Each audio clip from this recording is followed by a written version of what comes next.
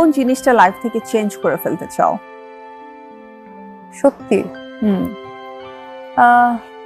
মানে আমাকে হয় না যে কোনো কিছু বানাতে গেলে, কোনো কন্টেন্ট বানাতে গেলে আমি বা অপোজিট সাইডকে মিলিয়ে বলে, যদি কোনোভাবে অপশন থাকতো প্লিজ আমি মিলিয়ে কোনো কন্টেন্ট চাই না, মিলিয়ে কথা চাই না। কারণ আলোচনা সমালোচনা যাই নিজেকে মানে আমি সিঙ্গেল, আমাকে যেন না মিলিয়ে কেউ লেখে প্লিজ।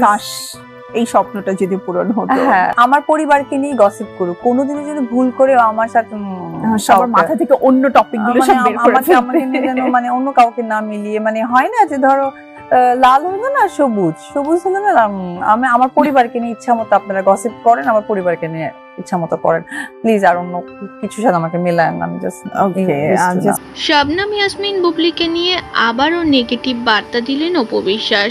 একটি অনুষ্ঠানে অপু বিশ্বাসকে বলতে শোনা যায়, আমাকে নিয়ে প্লিজ গসিপ করুন, অন্য কারোর সাথে মেলান না। নাম না নিয়ে ইনডাইরেক্টলি শবনম ইয়াসমিন বুবলিকে আবারও অপমান করলেন অপু বিশ্বাস। তবে এবার মুখে না বরং ভক্তদের দ্বারাই শবনম ইয়াসমিন বুবলি যোগ্য জবাব দিল অপু বিশ্বাসকে। সদ্য রিলিজ করেছে ঈদে তার জঙ্গলি সিনেমা। আর একটি সিনেমা হলে শবনম ইয়াসমিন বুবলি, তিগি ও সিয়ামকে দেখা গেল ভক্তদের সঙ্গে দেখছে মুভি, এবং সেখানে বুবলিকে দেখে উত্তেজিত ভক্তরা তাকে পাওয়ার জন্য উত্তেজিত।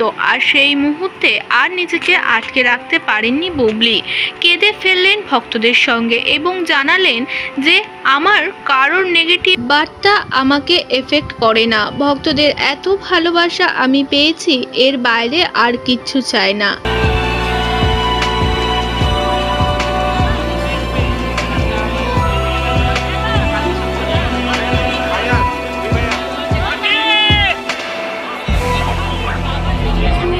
আচ্ছা, আমরা তো বের হবো ভাইয়া, আপনারা আপনাদের মতো ব্যবস্থা নেন, সাইড করেন।